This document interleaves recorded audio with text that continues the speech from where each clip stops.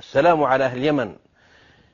الروح اليمنية، حتى يقول أحد الكتاب المعاصرين أن اليمني صادق، واليمني معتز بأصالته وإسلامه وعروبته. هم صادقون كما قال عليه الصلاة والسلام: الإيمان يماني. لأن أصل الأنصار والخزرج هم الأنصار، هم من اليمن.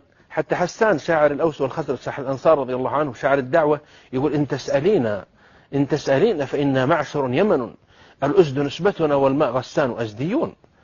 وحفاظ المعتقد في أول مسيرته عليه الصلاة والسلام هم من اليمن. الأوس والخزرج في المدينة هم يمنيون، وهم أنصار الدعوة، وهم أنصار الإسلام رضي الله عنهم وأرضاهم، وهم أهل البطولات التي سطرها صلى الله عليه وسلم. سعد بن معاذ هو يمني أنصاري، أبي بن كعب يمني أنصاري، زيد بن ثابت يمني أنصاري، سعد بن عبادة زيد يمني أنصاري، حنظلة الغسيل الذي غسلته الملائكة يمني أنصاري، عبد الله بن عمرو الذي كلمه الله كفاحا بلا ترجمان أنصاري يمني.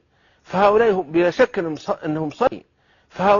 شك أنهم صنعوا نصرة لرسول الله صلى الله عليه وسلم، وشاركوا في الفتوحات الإسلامية، بل كانوا في أوائلها. حتى مع علي بن أبي طالب قبيلة همدان وقفت معه في معارك، يقول: ولو كنت بوابا على باب جنة لقلت لهمدان ادخلوا بسلامي.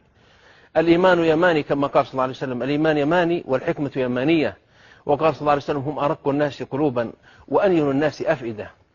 الإيمان اليمني المباشر، اليمني الواضح الشجاع، الرجل اليمني التلقائي البسيط الصادق مثل الصحراء، الشجاع مثل قوي الهمم مثل الجبال.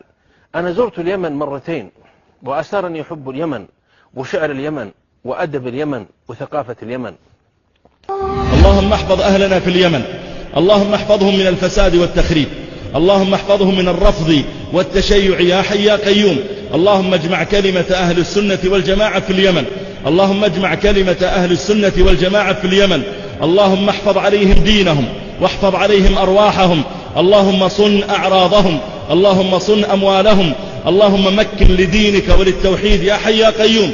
اللهم اجمع كلمة أهل الحق في اليمن يا رب العالمين، اللهم اجمع كلمة أهل الحق في اليمن يا رب العالمين.